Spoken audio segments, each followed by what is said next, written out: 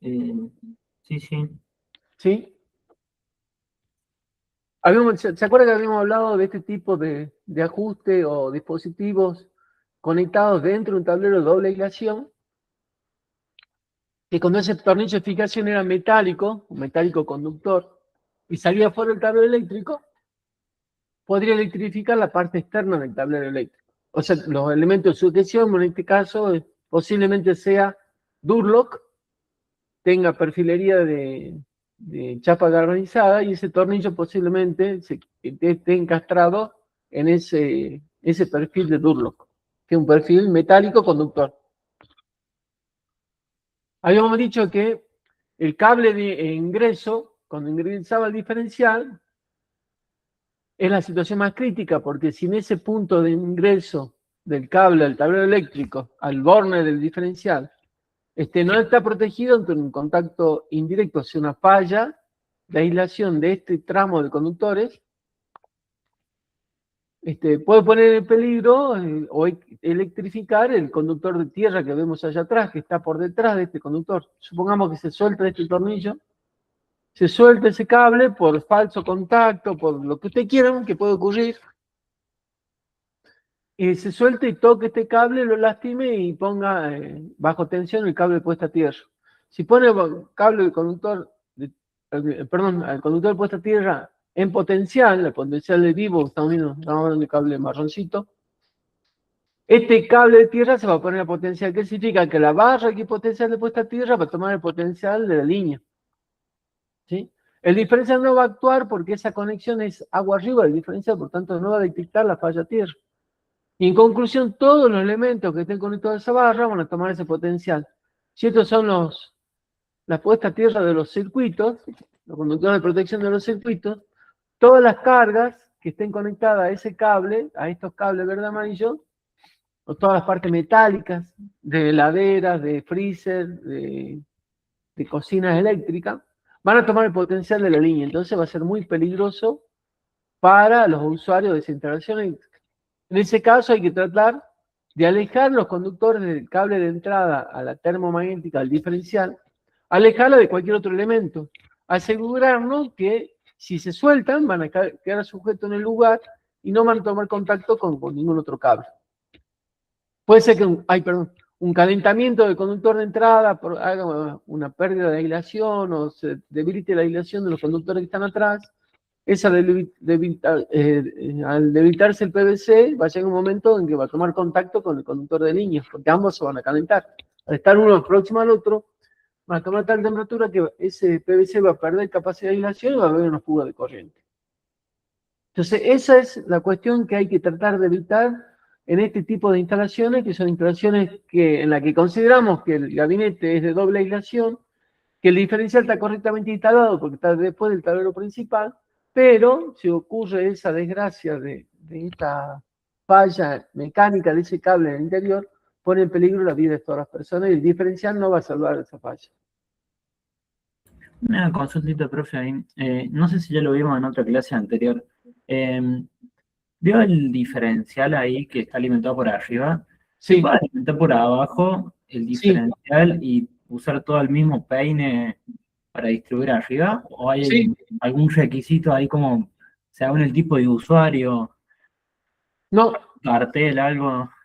no, porque el usuario final, como de tiene una pantalla y él solamente maniobra las térmicas, no le va a interesar mucho. Al que le interesa es el que hace mantenimiento o va a modificar o ampliar el tablero eléctrico. Tienen que saber que el diferencial ese, cuando saque el contrafrente, esté marcada los bordes donde ingresa la tensión. Como normalmente ingresan por la parte superior, no se marca cuando ingresan por la parte superior. Pero cuando la alimentación se hace por bordes inferiores de un interruptor termomagnético, o en este caso un diferencial, hay que colocar un cartelito con letras negras en fondo rojo que indique que el diferencial se está alimentando por los bordes inferiores. Y el simbolito en triángulo del símbolo de admiración que indica peligro. ¿Sí? Eso lo dice el reglamento textualmente en el capítulo del tablero eléctrico. Perfecto. Así como es un diferencial, podemos marcar una térmica o un interruptor automático. Cualquier dispositivo que yo lo conecte en forma distinta a lo usual, lo marco con un cartel de fondo rojo, letras negras, con un tamaño de letras bien legible que indique si está alimentando borne inferior. En este caso, puedo hacerlo directamente detrás del contrafrente, o puede ser en el frente diferencial también si quiero. El usuario de A1 no le va a dar importancia porque le da lo mismo, es el único que sabe que tiene que subir y bajar la llave para poner en funcionamiento o sacarlo en funcionamiento, o el pulsador para probar. Recordando que el pulsador es solamente un ensayo mecánico del dispositivo, no es un ensayo que exige la norma, porque la norma exige, aparte del pulsar y verificar el funcionamiento mecánico, otro tipo de mediciones como tiempo de disparo y valores de disparo de la corriente, con fallas de corrientes diferenciales. Entonces, recuerden que esta barrita y el conductor de protección siempre te queden alejados de los conductores que ingresan al tablero eléctrico, como cualquier otro conductor que ingrese, alejarlos para que en caso que estos se suelten, queden confinados en esa posición y no lleguen a tocar los otros bornes. En el tablero de la izquierda tenemos unas barritas de puesta a tierra que es componible, son bornes componibles, Rieldin, que tienen allí un puentecito. Lo voy a ampliar un poco. No sé si la conocen todos, pero son bornetitas de 4 milímetros que tienen un puente de interconexión acá, y estas bornetas internamente tienen un puentecito entre el tornillo superior y el inferior, es un puentecito de cobre estañado. Y el medio tiene un orificio donde yo puedo agregarle un puente de conexión de tal forma que interconecte todos los bornes. De esa forma he formado una barra de puesta a tierra con el ingreso del cable de puesta a tierra y la salida de todos los circuitos por la parte inferior. Esto para tableros principales, esta marca trae unos suplementos que se insertan acá en los topecitos laterales, insertado por esta ventanita, un soporte que sobresale sobre el borne y una tapita de acrílico para convertir a esa conexión en una conexión IP2XD para evitar que un cable se suelte y tome contacto con la tierra. Eso lo doy como nota anecdotaria para que sepan que este borne, si bien están accesibles los bornes que vemos acá, viene una tapita extra que se le puede incorporar y se convierte esto en una barra de puesta a tierra como protegida para colocarlo en el tablero principal. Este aparentemente no me acuerdo si es un tablero principal o no, pero bueno, el cable, fíjese, de alimentación está ingresando por acá, llega acá, hay diferenciales para los circuitos, tenemos este diferencial para 3 circuitos, diferencial para 3 circuitos y diferencial para 3 circuitos. Si es tablero principal, hay una térmica de cabecera y las diferenciales para los circuitos terminales, pero hay que tener cuidado con este cable que ingresa hasta esta térmica, debería estar bien protegido de tal forma que si se daña y toca alguna parte que esté en agua arriba de un diferencial, bueno, evitar que toque, digamos, porque se fundió, porque perdió aislación, toque ningún otro tipo de conductor, como acá, por ejemplo, está cerca del conductor de tierra. Y no sé si hay otro conductor, debe ser el único que sale por acá, porque hay otro conector que posiblemente salga otro circuito por allí. Hay que tratar entonces de aislar esas partes para que ante una falla interna, ese conductor de puesta a tierra no se energice, no tome el potencial de la línea. De alguna de la línea, pero en este caso tenemos 3 líneas conectadas. Seguimos. Acá era un ejemplo que ya le mostré en otra ocasión. Acá tenemos la barra de tierra, la barra de neutro, que están interconectadas, armando un esquema de conexión TNS. TNS, recuerden que es la unión en el nacimiento de la alimentación de la unión entre la tierra, o la puesta a tierra del transformador, la fuente de energía que está suministrando, y el neutro. Y de esa barra de tierra sale una conexión a una barrita para distribución o conexión de todas las partes metálicas del gabinete. Este gabinete era muy complejo, porque tenía muchas caras, con burletes de goma, por lo tanto eran caras que prácticamente estaban aisladas. Tenía 3 puertas, entonces cada puerta iba un cablecito. Las bases también tenían cierre de silicona para lograr un IP54, la tapa trasera también. La estructura formaba una unidad, pero tenía que ponerse a tierra. La bandeja porta elementos también, por eso ven muchos conductores acá de potencialización que va a cada parte metálica. Dice, los bornes para conexión de los conductores de protección exteriores y de las armaduras de cable, hay cables que tienen una armadura, ya sea para evitar los efectos de los campos electromagnéticos, o bien para protección contra roedores, porque es en zona, por ejemplo, en las instalaciones agropecuarias, hay muchos roedores, entonces los cables muchas veces se los coloca con malla, ¿sí? Y uno de esos extremos se lo conecta a tierra. Sobre todo aquellos conductores que trabajan con varios de velocidad para que esa inducción electromagnética se vaya a tierra y no afecte a las señales que estén en el exterior de esos cables de potencia que alimentan un motor, por lo general, de mucha potencia. Donde se requieren estar desnudos y bueno, hablábamos de la malla, están provistos para la conexión de conductores de cobre. Para cada conductor de protección de salida deberá emplearse un borne independiente y de dimensiones apropiadas. Recuerden, tengo que tener tantos tornillos como circuito de salida tenga. Y si tengo reserva, en esa barrita puesta a tierra debería dejar las reservas necesarias para conectar los conductores de protección de esa reserva que he dejado prevista. Puede ser un defecto, tendré que haber disponible un lugar para agregar una segunda barra, hacer una interconexión con esa barra y conectar todos los conductores de protección que salgan del circuito a conectar a futuro. En caso de envolvente y de conductores de aluminio o de la aleación de aluminio, deberá prestarse especial atención al peligro de corrosión electrolítica. El problema de estar un aluminio cerca de un cobre trae muchas consecuencias electroquímicas porque el comportamiento de uno con el otro se comportan como oxidantes, iones de uno con iones del otro, en presencia de humedad, por lo tanto hay que tratar de, como yo le dije en alguna oportunidad, de colocar en esas conexiones de aluminio con cobre arandelas bimetálicas que están constituidos por dos placas de distintos metales soldadas o, digamos, fundidas en conjunto, de tal forma que no haya una superficie de contacto donde puede ingresar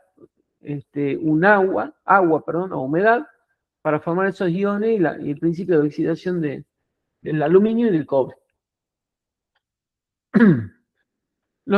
Este es un tablero de multiusuario que se utiliza en Salta, que es un gabinete con aleación suplementaria tipo 2, pero como ser una carcasa metálica, está equipotencializada con una barrita que vemos acá de puesta a tierra, conectada al sistema puesta a tierra. Esta barrita a los fines de equipotencializar tenga el mismo potencial el gabinete que el resto de las partes metálicas del edificio. Acá no se contempla falla a tierra porque como es doble aislación y suplementaria, eso significa que los conductores están en cable canales que los contienen para evitar que tomen contacto con la carcasa, con el gabinete, y son del tamaño justo, si bien es un chicote largo, pero cuando colocan el medidor, dejan solamente un chicote que llegue hasta el medidor, muy cortito, y el resto queda embutido dentro del cable canal. El fondo es una capa aislante de Pertinax, una capa que se utiliza mucho en la instalación eléctrica, que está alejada del fondo del gabinete por menos 20 milímetros, sobre aisladores de epoxi. ¿Sí? Y el contrafrente es contrafrente de policarbonato, que solamente tiene el marco metálico. Este marco metálico, la carcasa del gabinete, no hay bandeja portacable acá, porque la bandeja es de Pertinax, un material aislante, por lo tanto todas las partes metálicas están equipotencializadas porque tienen un potencial único. Y si en los tableros que posean estructura o envolventes conductoras, como en este caso, será necesario prever los medios para asegurar la continuidad eléctrica entre las masas del tablero que forman parte del circuito de protección y las envolventes metálicas de los cables de conexión, conductos o caños de acero cubiertos de plomo, etc. Los medios de conexión previstos para asegurar la continuidad de las masas de los conductores de protección exteriores no deben cumplir ninguna otra función. Pero en este caso, el conductor de protección ingresa a esta barrita y esa barrita está conectada a la parte metálica. Se deberán tomar precauciones especiales cuando se monten. En esto habla de que cuando yo ingreso acá con un caño metálico, ese caño metálico tendría que tener un conector metálico que se equipotencialice con la carcasa metálica del gabinete. De hecho, hay conectores o prensacaños, como se denominan, metálicos, para poder garantizar la conexión eléctrica entre la masa del caño y la masa del gabinete mediante este conector metálico. Esos conectores, esos caños pueden ser flexibles y pueden ser rígidos. De los dos naturaleza hay conectores metálicos que garantizan esa conexión entre la parte metálica del caño y en el caño flexible tiene una parte metálica interior y un forro de PVC exterior. Entonces esa parte interior se conectan con estos conectores a la parte metálica del gabinete. Y esos conectores tienen una particularidad en la tuerca. Pero la tuerca tiene unos labios que lastiman la pintura de tal forma que cuando yo ajusto con esas tuercas se clavan en el metal, lastiman la pintura epóxica que puede tener el gabinete y llegan al material crudo, al acero, digamos, de tal forma de garantizar que el conector se ponga en contacto efectivamente con la chapa del gabinete. O sea, no tengo que eliminar la pintura, sino colocar estas tuercas que tiene este labio que lastima y que saca la pintura y toma contacto directamente con la parte metálica con parte metálica. Recuerda que siempre tengo que tratar de que esa unión metálica de los metales sea lo más efectiva posible para garantizar la continuidad eléctrica. Profe, ese sería el ejemplo de lo que dijo del anexo de la parte 5, de cómo convertir un tablero en clase 2 Sí, o no. exacto. Ok. Este gabinete está construido con esa aislación suplementaria. ¿Sí? Que la veo en la, bueno, no me sale la palabra, pero en la base del fondo, que está montada sobre aisladores. Exacto. Y además de eso, en la canalización. Y en el, ¿tiene un acrílico al frente o es ya una...? Tiene sí, un policarbonato transparente acá al frente, soportada por este marco. De tal forma que esto se hizo para que el inspector de ESA que toma lectura pueda abrir la puerta exterior y sin abrir el contrafrente leer la medición del medidor. ¿Sí? Perfecto. ¿Sí? Y para sacarlo de algún riesgo, de si hay justo en ese momento un arco eléctrico, el policarbonato tiene capacidad suficiente para soportar ese arco eléctrico y no se lastime el operador que está viendo el medidor. ¿Cómo se llama el material de la base de atrás? Pertinax. Pertinax. Ok. Pertinax. Este Pertinax lo fabrican en Buenos Aires, hay varias fábricas que hacen Pertinax y las medidas de estas placas son de 70 por 1 metro, 70 por 90, 60 por 90. Hay placas del doble tamaño, de 2 metros por 1, por ejemplo, y el espesor que se utiliza es de 4 milímetros, al igual que el espesor del policarbonato, también es de 4 milímetros. Ambos con ese espesor tienen la resistencia mecánica, rigidez mecánica para soportar elementos de maniobra y protección, en este caso los medidores. Inclusive este policarbonato de 4 milímetros soporta un disparo de un arma de 22 milímetros, por ejemplo. No lo atraviesa. Tiene una constitución tan especial que cuando la bala toma contacto con él, se produce una fusión y como un estiramiento del acrílico, del policarbonato sin destruirse, la va abrazando la bala, como la bala va girando, se pega y queda como pegada la bala al policarbonato. No sé si alguna vez han visto algún distribuidor de este producto, pero muchas veces tiene un exhibidor donde se ve la bala incrustada en el policarbonato para que vean cómo la retiene, qué resistencia tiene ante un impacto de tan alta naturaleza, ¿no? No es recomendable el acrílico, pero el acrílico se quiebra. Es quebradizo, así que no se utiliza acrílico. Bueno, acá la sección de los conductores de protección, P, el conductor de protección, y PEN es el conductor de protección que se utiliza en el esquema de conexión TNC prohibido en la República Argentina. Por eso el reglamento lo considera porque solamente es aplicable a cierta parte de la instalación eléctrica donde los operarios son de A5 y en un sector muy acotado de la instalación eléctrica. Por ejemplo, el transformador de alimentación de media-baja hasta el TGBT. Es el tramo donde se puede realizar este tipo de conexiones, donde lo pueden encontrar en algunas instalaciones que puedan trabajar. Pero el tipo de instalación no está permitido. Bueno, acá lo nombra porque si ocurre eso, está determinado, indicado cuál es el valor. Bueno, la sección de los conductores de protección PEN en un tablero en el que se deban conectar conductores externos deberá determinarse por uno de los métodos siguientes. Aquí hay 2 métodos. No sé si está el segundo, yo puse uno de ellos. Dice, la sección de conductor de protección no debe ser menor que el valor especificado en esta tabla, ¿no es cierto? Si la aplicación de esta tabla conduce a dimensiones no normalizadas, deberán utilizarse conductores de una sección normalizada superior más próximos. Bueno, está considerado en realidad hasta 800 milímetros acá, ¿no? El cable más grueso que yo lo conocí y lo vi es 400 milímetros. Pero es muy sencilla acordarse, por menos de 16 milímetros o igual a 16, la sección del conductor de protección es igual al conductor de línea. ¿Sí? A la misma sección del conductor de línea.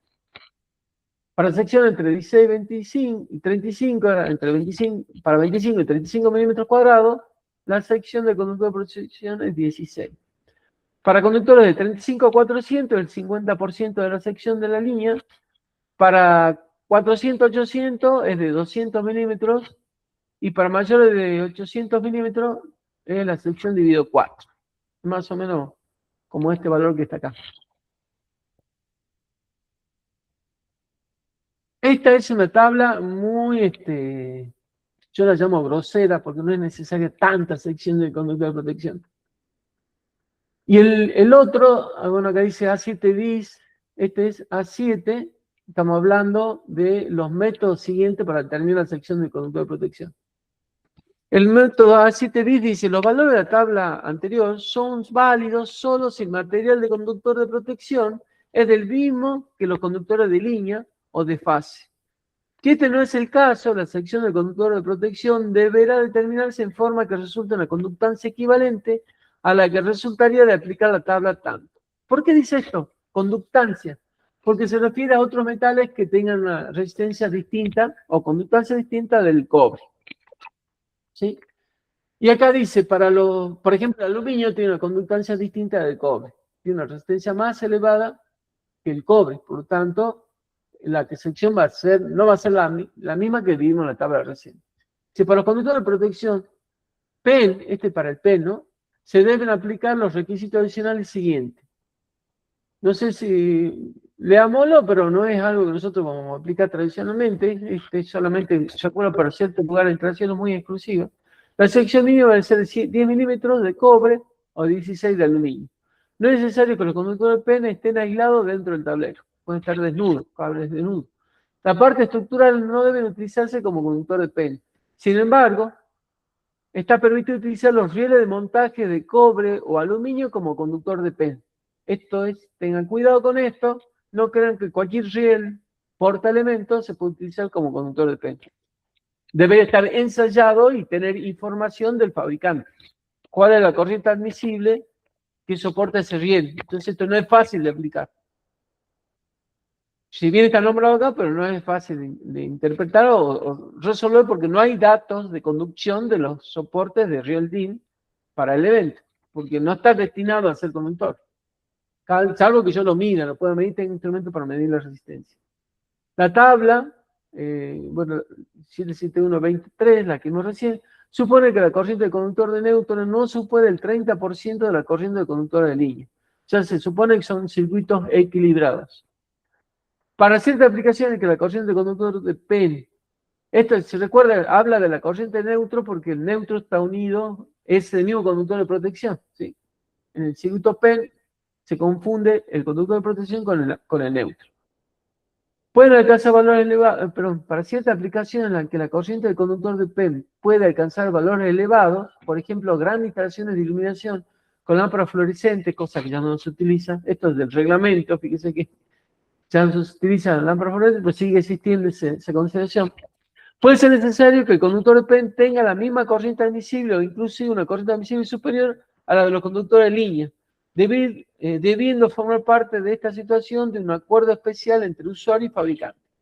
Esto ocurre cuando también hay esto no está nombrado acá, pero en esa época no se hablaba mucho de corriente armónica, pero hoy en día, cuando hay creación o las cargas consumen o generan mucha corriente armónica del tercer orden, en el neutro se suman todas esas corrientes generadas por cada una de las fases, en circuitos monofásicos que alimenta cada una de las fases, y esa corriente neutro es el triple de la normal. Entonces, eso puede ocurrir en estos casos. Hay que tener cuidado con ese conductor PEN. Recuerden que esto es algo que es muy poco utilizado. La sección de los conductores de protección debe calcularse. Esto es por medio de la fórmula, no la tengo la fórmula, que está en el 771, -C, creo que está en la hoja siguiente. Bueno, este es un apartado del reglamento 771, pero empleando tiempos de operación o disparo de dispositivo de protección comprendido entre 0,2 y 0,5 segundos. En esa formulita que vamos a ver incluye el cálculo del tiempo de disparo de la protección. Por eso acá me dice que tengo que tomar entre 20 milisegundos o 0,2 segundos y 0,5 segundos. O bien se deberá obtener por cualquier otro método, por ejemplo, mediante ensayo del interruptor. Esto es difícil, tomar ensayo, ¿no? Tendríamos que tener un instrumento especial para tomar un ensayo de disparo del interruptor. Para determinar la sección de los conductores de protección P, deben cumplir simultáneamente las condiciones siguientes. Cuando se ha realizado el ensayo específico del apartado 8.9 de la norma IEC, bueno, esta norma IEC es la norma de tablero eléctrico. El valor de impedancia de lazo de falla debe cumplir las condiciones requeridas para la operación o disparo de dispositivo de protección previsto. Acá tiene que ver medir la impedancia de lazo, que es la impedancia inclusive del conductor de protección que hay, que puede ocurrir, pero cuando ocurre una falla de una línea que toque una parte metálica, ese conductor de protección va a llevar la corriente y va a hacer disparar un dispositivo de protección interruptor automático, fusible o un PIR, ¿sí? Entonces esa impedancia de lazo es la que se debe medir. Las condiciones de operación o disparo del dispositivo eléctrico de protección debe elegirse de tal forma que se elimine la posibilidad de que la corriente de defecto del conductor de protección cause una elevación de temperatura que pueda dañar ese conductor o una continuidad eléctrica. Esto es lo que quiere decir en conclusión que ¿cuándo puede producirse el aumento de temperatura? Cuando la corriente de cortocircuito circule por ese conductor y puede elevar esa temperatura en el caso de PVC por arriba de los 160 grados, en el caso de XDP por arriba de 250 grados. Entonces lo que hay que hacer es una verificación del disparo con la energía pasante del interruptor. El cable debería tener la capacidad de absorber una energía pasante que sea mayor a la que deja pasar el interruptor automático en el momento de la apertura. Eso ya lo nombramos muchas veces, que es el tiempo en que se termina de romper el arco dentro del interruptor.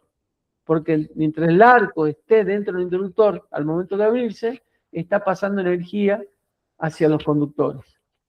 Si esa velocidad de disparo es muy baja, la energía que deja pasar va a ser muy baja.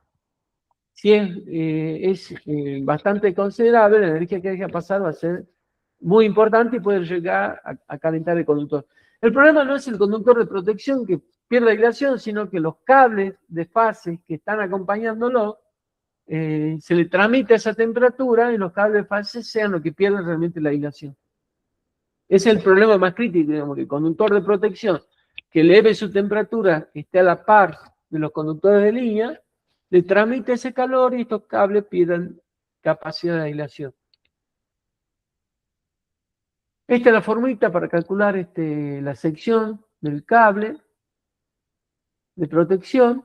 Acá tenemos la corriente que puede circular por allí, el tiempo de actuación de la corriente de cortocircuito, y esta es una constante K, es la constante que depende de la característica del conductor. Esto ya lo vimos cuando vimos corriente de cortocircuito, no sé si se acuerdan. La formulita era la misma, nada más que ahora está formada de otra parte. Fíjense, si yo paso esta K al otro miembro multiplicando, me queda K por S mayor que I por delta de T. Si elevo los dos miembros al cuadrado, me queda la formulita que analizábamos cuando veíamos energía pasante. Dice K cuadrado, S cuadrado es mayor que I cuadrado por T. I cuadrado T lo sacamos, ese valor de I cuadrado T sacamos de una tablita que veía en la EA, o bien de las curvas características de energía pasante en las térmicas o interruptores automáticos. Se define de la misma forma, en este caso la usamos para determinar cuál es la sección del conductor de protección, poniendo esos valores. Acá dice I, valor eficaz en amperes de la corriente presunta de falla que puede atravesar el dispositivo de protección durante el efecto de impedancia despreciable. Ya es la corriente de cortocircuito trifásica máxima. K, el factor cuyo valor depende de la naturaleza del metal de los conductores de protección, de los aislantes y de otras partes y de la temperatura inicial y final del conductor de protección. Eso me olvidaba que la temperatura ambiente también afecta este valor de K. ¿Sí? Está considerado valor, creo que 40 grados centígrados. Y T, tiempo de operación de disparo o funcionamiento del dispositivo de protección por desconexión automática en segundos. Anteriormente hemos dicho que se debía tomar entre 0,2 y 0,5 segundos. Esos valores se colocan acá.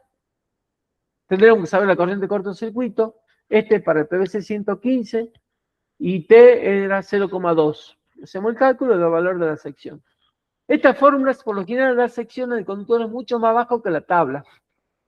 Así que si se acostumbran a usarla y justificarla en sus proyectos, en sus cálculos y en el manual del tablero eléctrico, pueden garantizar la instalación de conductores mucho más económico que lo que la tabla anterior está indicando. A mí me dio mucho ahorro en algunos proyectos, mucho ahorro en el presupuesto, como para ganar un presupuesto por un 10% de valor de diferencia con la otra propuesta. Por el cambio de sección de conductor de protección de instalación, por supuesto, muy importante, quizás de trayectos muy largos, donde el conductor de protección juega un papel muy importante en cuanto al costo de esa inversión.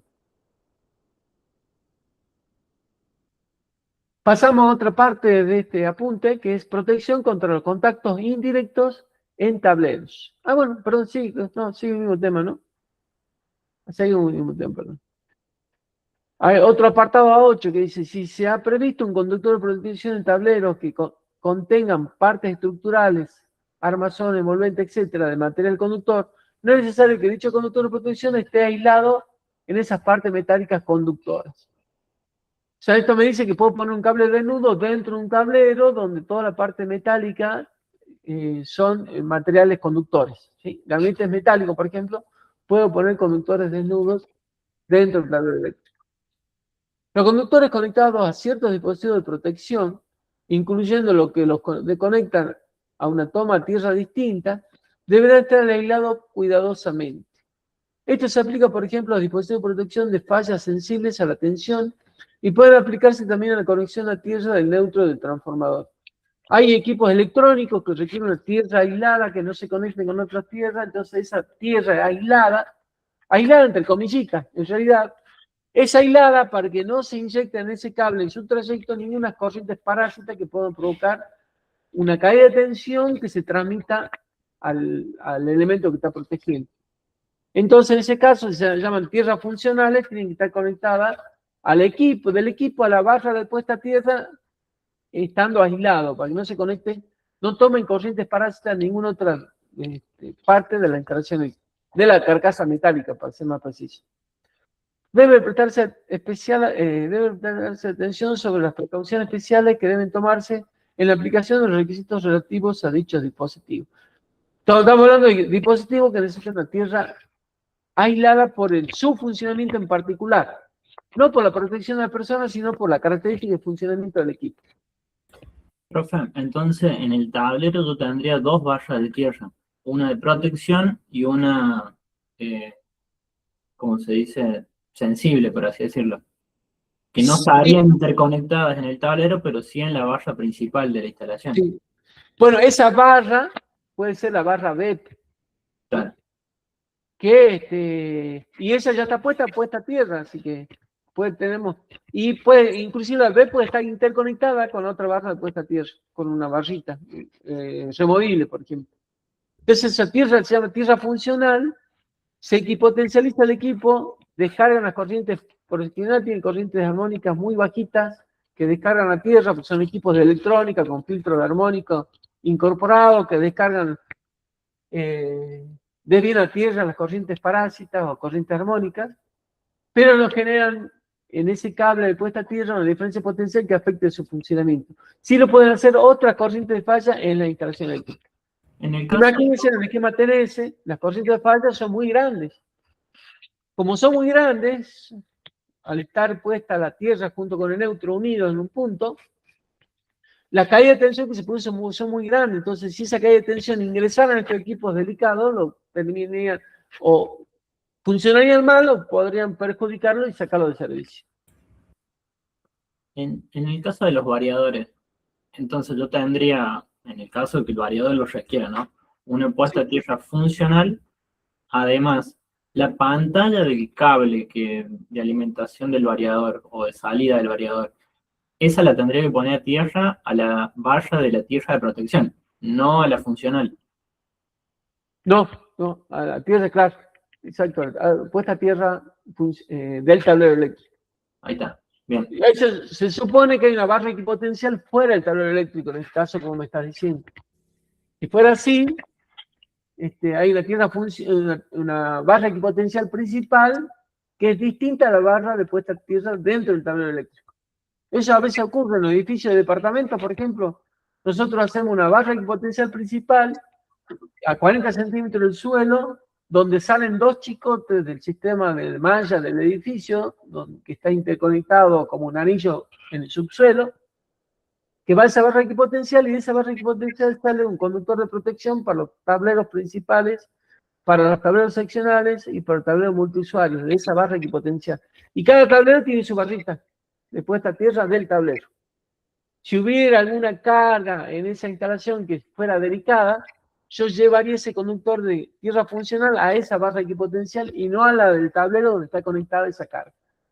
Esos tipos de equipos que tienen tierra funcional, porque tienen dos tierras, porque no son metálicos, carcasa metálica, como son los tomógrafos, los equipos resonadores.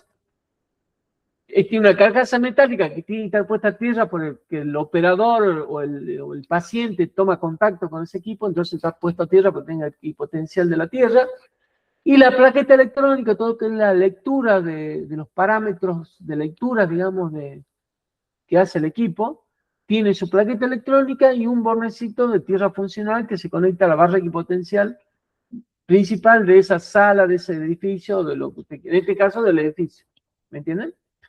Entonces, ninguna fuga de corriente que se pueda producir en otro equipo afecta, porque no circula por mi tierra funcional. ¿Entienden el concepto ese? ¿Sí? Sí, profe. Sí. Bien.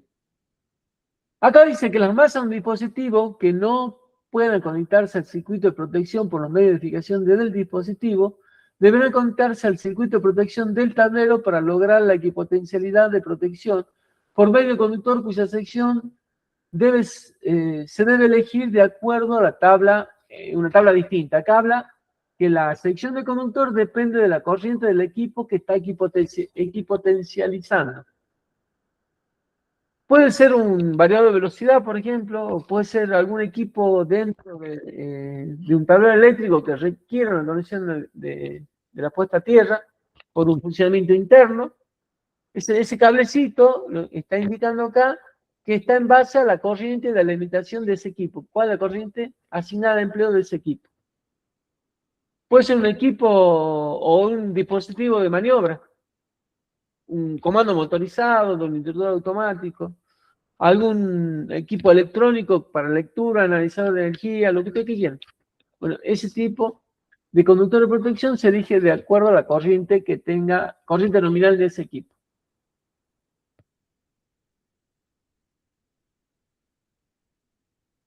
Acá pasamos al punto B, todo lo que veíamos recién en el punto A, ¿sí? Este es el punto B.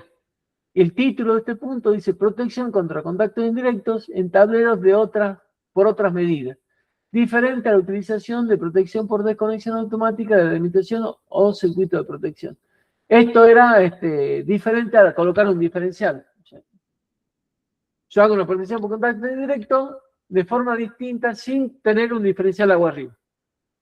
Los tableros pueden contar con protección contra contacto indirecto que no requieran la desconexión automática de la alimentación o circuitos de protección. Esta otra medida puede ser separación eléctrica de los circuitos, ¿sí?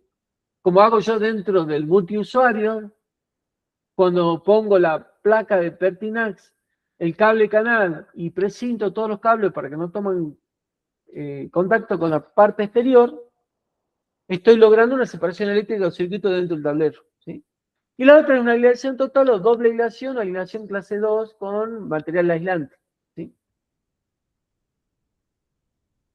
Separación eléctrica de circuitos sería la 1, y 2, protección contra los contactos indirectos en tableros por medio de aislación total, doble aislación o aislación clase 2. Acá vemos un ejemplo de un tablero de policarbonato que tiene todas sus partes metálicas dentro del interior del gabinete, que solamente en este caso tenemos el real deal de las térmicas que están arriba, y la barra de puesta a tierra para la conexión de los tomas corrientes.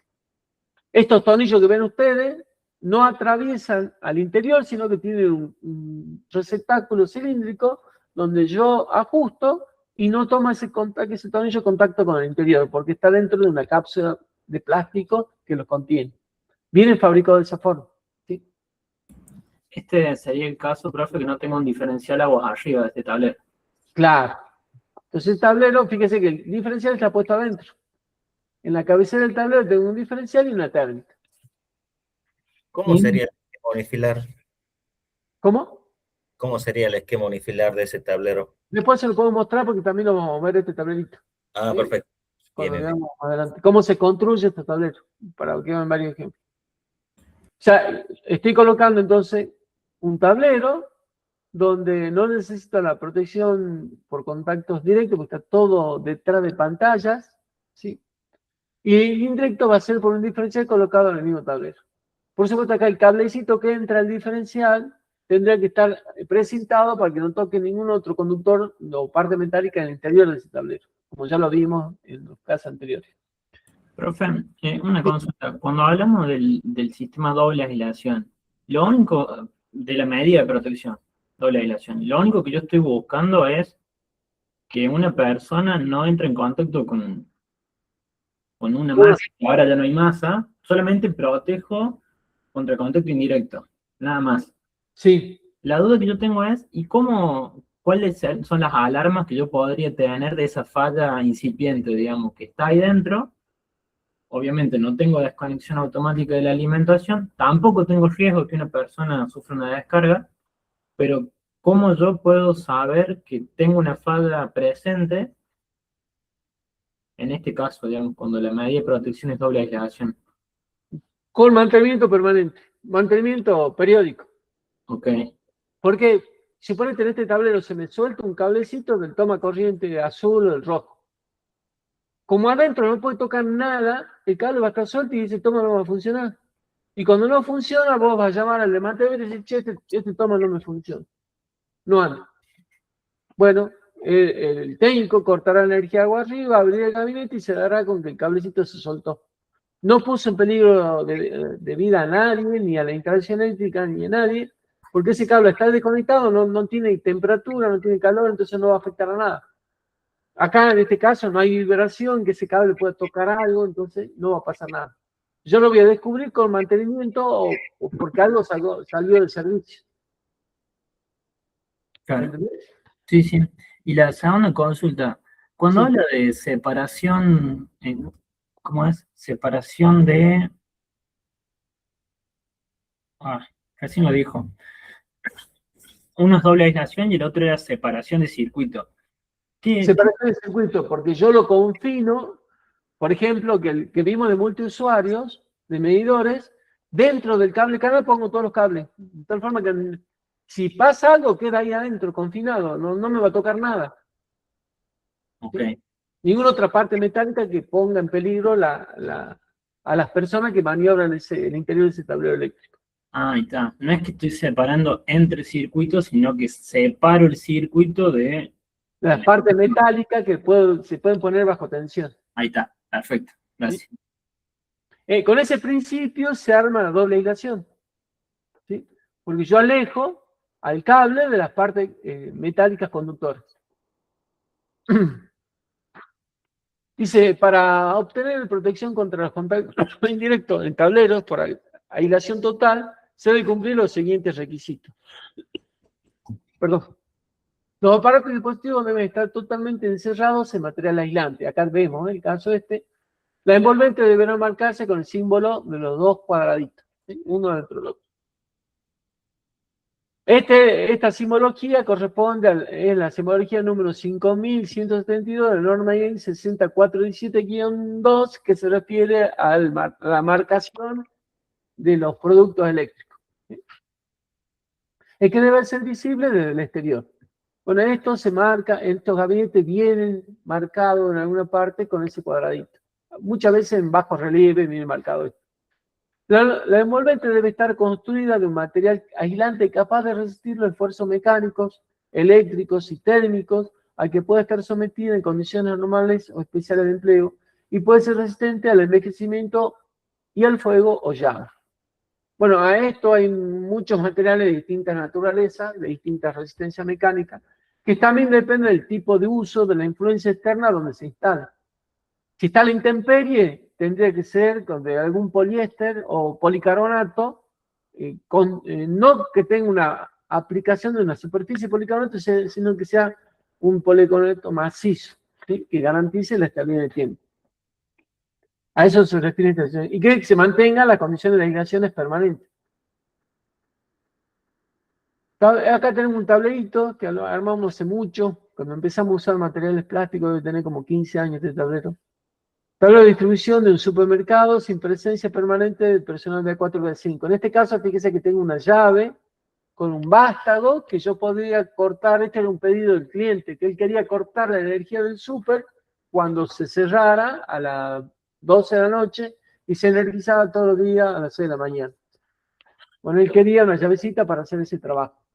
Y, por ejemplo, este es el caso que yo le mostré, en la que tengo la llave fijada en la puerta y un vástago que sale del interruptor, pero que está detrás del contrafrente. No sé si está en la imagen más adelante, pero ya lo vamos a ver. El envolvente no debe estar atravesado en ninguna punta por partes conductoras. De este modo se evita que exista la posibilidad de que una tensión de defecto sea transmitida al exterior del envolvente. Esto es lo que yo le explicaba del tornillito, cuando atravieso el envolvente de adentro hacia afuera. Eso no debería ocurrir nunca. Ningún elemento del dispositivo de maniobra debe tener esa posibilidad que toque algo metálico dentro del contrafrente y que esa parte que toca, que sea un potencial, se ponga en evidencia fuera del contrafrente. Esto significa que las partes metálicas, tales como los mecanismos, elementos de los órganos del comando, manijita, por ejemplo, es plástica, entonces no se puede poner bajo tensión. Que por razones conductivas deban atravesar la envolvente, deban estar aisladas, ya sea en el interior o en el exterior de las mismas, de las partes bajo tensión para la tensión de aislación asignada máxima y de ser necesario, debe estar aislada para la máxima tensión de impulso asignada en todos casos, en todos los circuitos de tablero. Si un elemento de comando es de metal, recubierto o no con material aislante, debe estar provisto de una aislación para la tensión máxima asignada a aislación. Estamos hablando acá de tableros para 400 voltios, ¿sí? Debe tener una capacidad de aislación superior a los 400 voltios. De ser necesario para la máxima tensión soportada al impulso de todos los circuitos del tablero. Si un elemento de comando está principalmente realizado de material aislante, todas sus partes metálicas que puedan que puedan llegar a ser accesibles en caso de falla de aislación, deben también ser aisladas de la parte de contención para la tensión máxima asignada. Por esto varía mucho cuando habla de tensión máxima de aislación. Recuerden que la tensión máxima es servicio dentro del tablero. Y todas las partes metálicas que pueden tener bajo tensión deben tener una aislación adicional para garantizar que no tome contacto con un cable desnudo en su interior. El envolvente, cuando el tablero está listo para funcionar y conectado a la alimentación, debe encerrar a todas las partes activas, a todas las masas y a todas las partes pertenecientes al circuito de protección, de forma tal que no se pueda tocar. La envolvente debe proporcionar como mínimo un grado de protección IP3XD, esto ya lo hablamos muchas veces. O sea, si yo abro esta puertita, el contrafrente debe tener este nivel de protección 3XD y no estar ningún cable accesible para poder tocar. Fíjese que hablan que ni las masas, ni los conductores de protección, los circuitos de protección tienen que estar accesibles cuando yo abro la puerta.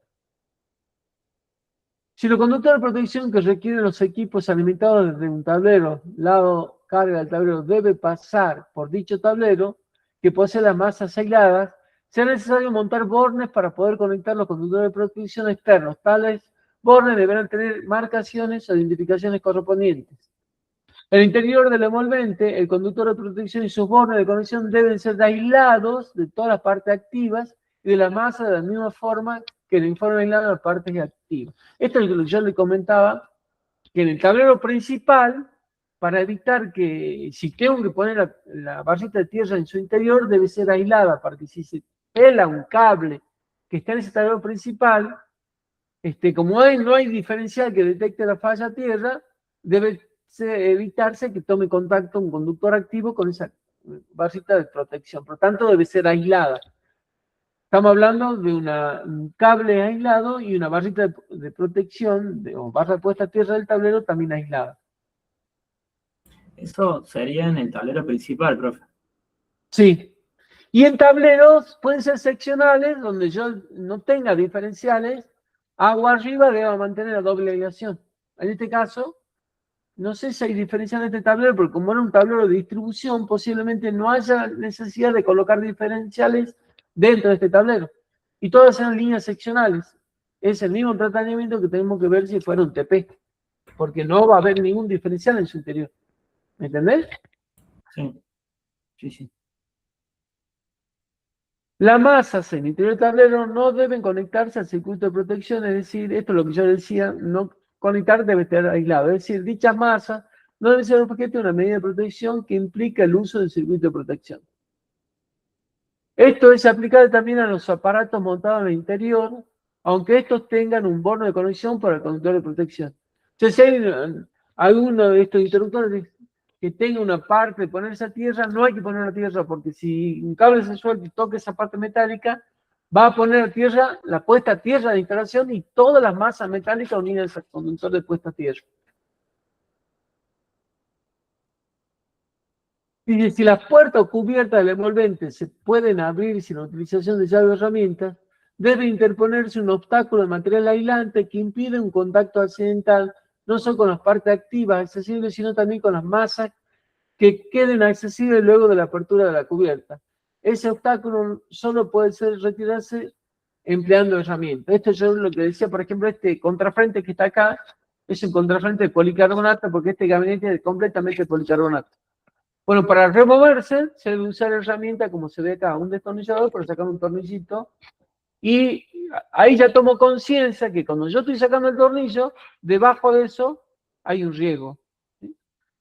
Si no hubiera riego, no, sería removible fácilmente, pero como hay un riego, tiene un tornillo. Entonces, yo al momento que me pongo a abrir ese tornillo, sé que adentro hay tensión, que es peligrosa. Entonces, puedo tomar los recaudos, como por ejemplo, usar guantes aislados, de aislación que corresponda, máscara, por el caso que haya un arco al momento de abrir esto, una máscara facial, lentes y máscaras, y una protección del cuerpo para evitar que, por supuesto, un casco para evitar que si hay un arco, al momento de abrir esto, ese arco me provoque un daño.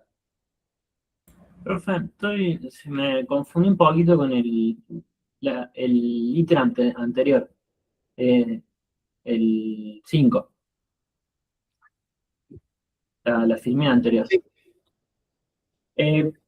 Entonces, ¿qué es lo que deberíamos poner a tierra dentro del tablero? Ya tenemos la envolvente, la puerta, la contratapa, la base, pero los equipos no.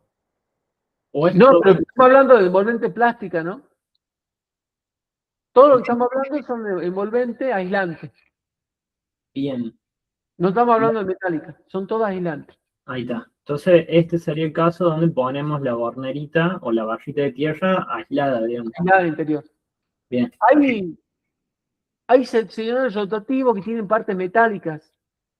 Que en un gabinete metálico, porque agua arriba debe haber una protección diferencial, se conectan a tierra y tiene un tornillito que dice conectarse esta parte metálica del seccionador a tierra. Cosa que si hay una falla, el dispositivo agua arriba va a disparar. Pero como en esto no hay un esquema TT, donde este es un seccional general, pero se alimenta de un TP que no tiene diferencial. Acá adentro no hay diferencial, entonces no hay protección por fallas a tierra. ¿Sí? Entonces, todas las partes metálicas que están adentro no lo pongo a tierra porque no es necesario. Nadie lo va a tocar porque está el contrafrente. Y es más, si se conecta al conductor de protección y internamente toca una parte activa de un conductor que perdió la vibración, toca esa parte metálica que está puesta a tierra, estoy transfiriendo el potencial de ese cable que perdió la vibración a tierra. Y en consecuencia toda la parte metálica. Por eso dice que en este tipo de envolvente, esas partes, si bien tienen un borne para ponerse a tierra, no lo pongo, no lo necesito. Claro. No, además estamos en los casos donde estamos haciendo la protección de contacto indirecto por un medio distinto a la desconexión automática y la alimentación. Y claro, estamos hablando de materiales aislantes en la envolvente. Listo, ahí está. Ahora sí, ya me voy bien. Gracias. Esto usélo ya como un criterio general. Quizás va a ser exagerado, pero prefiero exagerar y estar seguro. Siempre que trabaje en un gabinete material aislante, traten de internamente no poner nada a tierra, ni el GLD, ni ninguna parte metálica de algo que haya adentro, ni la bandeja portaelementos, por ejemplo. Nada a tierra. ¿Sí? Para evitar que si eso se pone bajo potencial, esa bandeja portaelemento transmite el potencial ese a tierra sin que se pare nada agua arriba. Es el criterio que tienen que aplicar. Entenderlo como, es más, no es una cuestión normativa, es una cuestión lógica. Y fíjese cómo funciona la lógica de nosotros. Por lo menos yo cuando empecé a trabajar, estoy hablando del año 80, en aquellos tiempos no había material plástico para la instalación eléctrica, todo metálico. Y cuando yo empecé, no estaban las térmicas tipo DIN, estaban las americanas. ¿Sí? Así que hace muchos años. Y yo pensaba en esos entonces, ya había empezado a salir el Protelec de interruptor diferencial, que se ponían en los tableros principales de las casas, para salvar la vida de las personas y tenía el defecto que se podía ajustar la sensibilidad y el tiempo de disparo, etc. Por eso se salió el servicio. Pero yo siempre pensaba que si lo pongo en el tablero principal es metálico, ¿cómo hago para que me detecte una falla dentro del gabinete principal que era metálico? Y no había soluciones entonces. No había soluciones. Se hacía, ¿saben qué se hacía? Se ponía el neutro a la carcasa de ese gabinete metálico para que si hubiera una falla, ese cortocircuito que se producía ante una falla hiciera saltar el fusible aéreo, como una medida de protección por contacto indirecto. Pero ahí no se sabía cuánto tiempo demoraba en actuar el fusible, no sabíamos si era eficiente o no, pero eso es lo que se hacía. Es más, yo muchas veces en esa época me he tocado, en la transición, digamos, del uso, en la aparición del diferencial, pasar de los gabinetes metálicos a gabinetes plásticos con diferenciales y observar que había gabinetes que eran de chapa, la chapa era de 3 milímetros a veces de espesor, alguna vez me tocó prácticamente un gabinete de fundición que eran 5 milímetros de espesor y un borde donde se conectaba indicado para que se conecte neutro. Y ese borde le daba garantía al cliente que si había una falla dentro de ese gabinete, saltaba el fusible aéreo que estaba afuera. Y el fusible aéreo era una roseta fusible aérea, que era un cablecito que yo pelaba y lo unía los dos tornillitos de cobre o de bronce que me servían de borne de conexión y yo estaba a la intemperie. Así vivíamos antes, digamos, sin la protección diferencial. Por supuesto, se habrá muerto mucha gente, hasta que empezaron a aparecer los diferenciales y esa fuga de corriente se fueron eliminando, empezaron a aparecer este tipo de gabinete de aislación clase 2, y de hecho nosotros desde el año 2006 o 2009, si no me equivoco, ya estamos aplicando en todo lo que acometida la doble aislación. Y muchas veces evitar de colocar el diferencial en el tablero principal cuando el tablero principal está alejado del inmueble. Como ocurre muchas veces en las instalaciones de casas del Instituto Provincial de la Vivienda que tienen un frente de 5 metros y la casa, el pilar está en la línea municipal y la casa está alejada a 5 metros. Entonces el tablero principal no le ponemos diferencial, es de material aislante, sale el cablecito subterráneo por pared al tablero seccional general de la casita y ahí sí es material aislante clase 2 y tiene el diferencial y la puesta a tierra en ese tablero. En ese tablero hay que tener mucho cuidado que el cablecito que entra al diferencial no tome contacto con el conductor de protección y con la barrita de puesta a tierra del tablero. Aislarlo de alguna forma, precintarlo de tal forma que si se suelte, sea imposible que toque el sistema de protección. Este apunte tiene un ejemplo acá, trabajo práctico, analizar el tablero de la imagen y, bueno, criticarlo, a ver ¿Qué tiene mal? ¿Sí? Ejercitarse con todos los puntos que vieron anteriores. Otro dibujito, otra fotito y otro 3 o 4 trabajos prácticos para que lo analicen y vean cuáles eran las dificultades que tenían, que no cumplían esta tabla en cuanto a la protección del contacto indirecto y contacto directo. ¿Alguna preguntita? Yo les pido que a este apunte lo lean nuevamente y traten de interpretar todo lo que dice. El texto es tal como está en el reglamento. Si quieren el reglamento, léanlo, nada más que acá tiene un poco de fotitos para ilustrarse. Pero es, digamos, el alma mater de las protecciones en el armado del tablero eléctrico. Acá está la raíz de la protección y garantizar el contacto directo y el contacto indirecto. Es interesante que lo vean bien, que lo analicen bien y que lo entiendan completamente. ¿Podemos descansar 10 minutitos? Necesito ir al baño, no sé si usted también. Perfecto. ¿Sí? Hasta las 21:20, ¿sí? Nos volvemos a conectar. Se nos quedan 40 minutos.